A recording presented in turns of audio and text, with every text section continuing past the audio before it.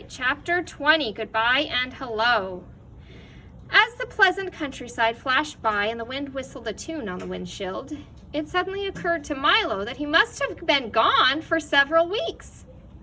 I do hope that no one's been worried, he thought, urging the car on faster. I've never been away this long before.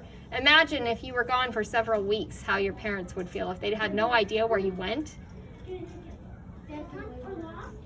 Right? That would not be... Yeah. What did he say, He realized he's probably been gone.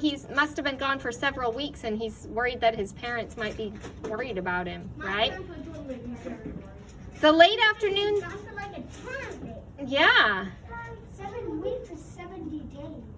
The late afternoon sun had turned now from a vivid yellow to a warm, lazy orange, and it seemed almost as tired as he was. The road raced ahead in a series of gentle curves that began to look familiar, and off in the distance the solitary Tollbooth appeared, a welcome sight indeed. In a few minutes he reached the end of his journey, deposited his coin, and drove through, and almost before realizing it, he was sitting in the middle of his own room again. It's only 6 o'clock. How did he travel back? In his car. How did he know where his house is? That was part of the magic of this journey, is he went to a land that was kind of, it sounds like it was kind of imaginary, right? Because he left from his room. I don't know. I think we'll have to see. It was quite an adventure that he had, but it was not a regular adventure where you drive on regular roads, right?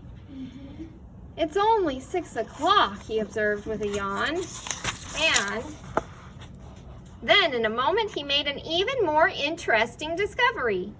And it's still today? I've been gone for only an hour? He cried in amazement, for he certainly never realized how much he could do in so short a time. Milo was much too tired to talk and almost too tired for dinner, so without a murmur he went off to bed as soon as he could. He pulled the covers around him, took a last look at his room, which somehow seemed very different than he'd remembered, and then drifted into a deep and welcome sleep. School went very quickly the next day, but not quickly enough, for Milo's head was full of plans and his eyes could see nothing but the Tollbooth and what lay beyond. He waited impatiently for the end of class, and when the time finally came, his feet raced his thoughts all the way back to his home, to the house.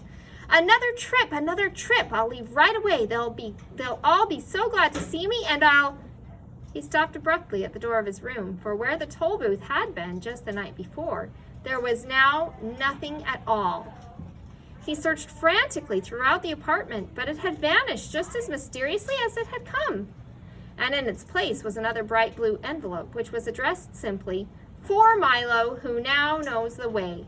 He opened it quickly and read, "Dear Milo, you have now completed your trip, courtesy of the Phantom Tollbooth. We trust that everything has been satisfactory and hope you understand why we had to come and collect it. You see, there are so many other boys and girls waiting to use it too. It's true that there are many lands you've still to visit, some of which are not even on the map, and wonderful things to see that no one has yet imagined. But we're... Right? It's a mystery. But we're quite sure that if you really want to, you'll find a way to reach them all by yourself. Yours truly." The signature was blurred and couldn't be read, so he couldn't read who signed it. Milo walked sadly to the window and squeezed himself into one corner of the large chair.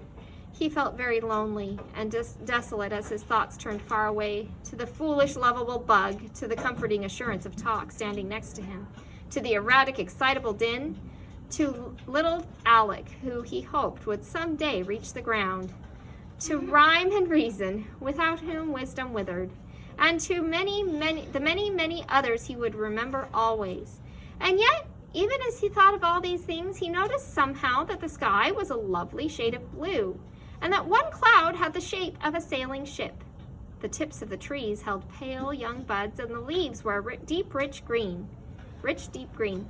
Outside the window there was so much to see and hear and touch, walks to take, hills to climb, caterpillars to watch as they strolled through the garden. There were voices to hear and conversations to listen to in wonder, and the special smell of each day. And in the very room in which he sat, there were books that could take you anywhere, and things to invent and make and build and break, and all the puzzle and excitement of everything he didn't know. Music to play, songs to sing, and worlds to imagine, and then someday make real. His thoughts darted eagerly about as everything looked new and worth trying. Well, I would like to make another trip, he said, jumping to his feet. But I really don't know when I'll have the time. There's just so much to do right here. The end. Did he think that when the story started? How did he change?